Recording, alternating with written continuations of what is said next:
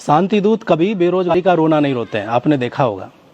और ये लोग आत्महत्या जैसा कृत्य भी ना के बराबर करते हैं। कभी शायद सुनने में मिल जाए तो ये हमारा बड़ा सौभाग्य और नसीब है। हिंदू के बच्चे बेरोजगारी का ही रोना रोते रहते हैं और जरा से दुखी होकर के आत्महत्या करने की बहुत सारी घटनाएं इनकी सुनने के लिए मिलती हैं। आज वीडियो को काटिएगा नहीं, आगे स्किप मत करिएगा, इसे ज़रूर सुनिएगा।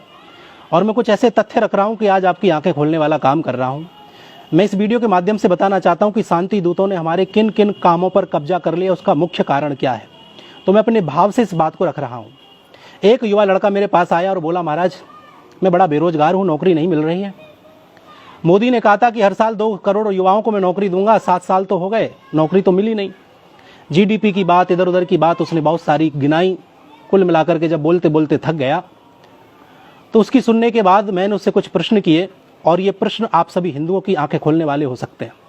और आपको समझना चाहिए मैं आपसे कहना क्या चाहता हूँ। समझदार के लिए सारा काफ़ी है। मैंने उससे कहा कि तुम दर्जी का काम कर लो, उसने मना कर दिया। मैंने कहा लेडीज ब्यूटी पार्लर खोल लीजिए, उसने ये काम भी करने से मना कर दिया।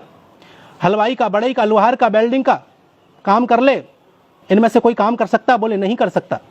मैंने कहा ग्राफिक डिजाइन का काम कर ले, कबाड़ी का काम कर सकता है? बोले नहीं कर सकता। अरे सब्जी फ्रूट आदि बेच ले? बोले नहीं कर सकता। अरे जूस की दुकान खोल ले? बोला नहीं कर सकता। आटा चक्की आदि खोल ले, उसके लिए उसने मना कर दिया। मैंने कहा भाई चाय पोहे की आदि की दुकान खोल ले, किराने की दुकान खोल ले, रंगाई पुताई का काम कर ले। बोले इनमें से कोई काम नहीं कर। अरे कार ट्रक तुझे चलाना आता है क्या? बोले नहीं, मैं नहीं चला सकता। बाइक रिपेयरिंग कर ले? बोले नहीं कर सकता। अच्छा मैंने कहा एक बात बता, तू पढ़ा लिखा है तो तुझे कंप्यूटर तो आता होगा? बोले कंप्यूटर चलाना मुझे नहीं आता। अच्छा अकाउंट का काम कर लेता है? बोले नहीं कर सकता। अच्छा राजमिस्त्री के साथ तू जाकर के काम कर सकता है?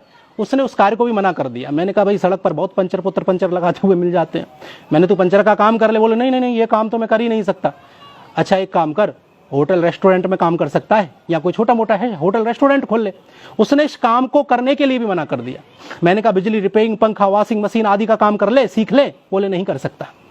कपड़े की दुकान कर सकता है? बोले नहीं कर सकता। मैंने आखिरकार उससे कहा कि मजदूरी तो कर ही सकता है?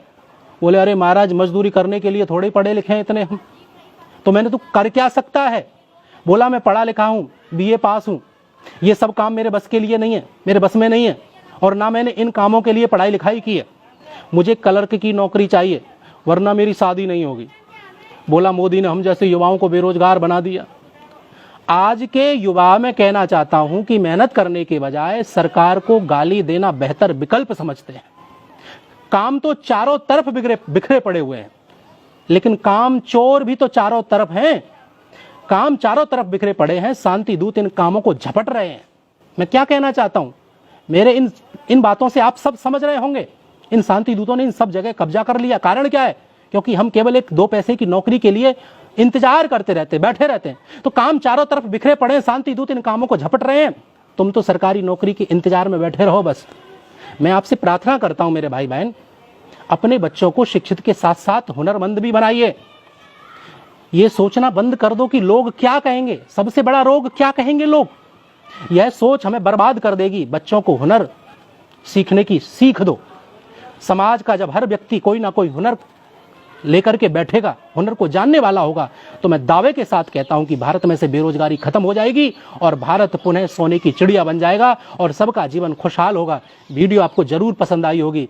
केवल इन बेरोजगार जो बेरोजगारी का रोना रोते हैं उन लोगों के लिए विशेष रूप से वीडियो है, आप जरूर शेयर करिएगा।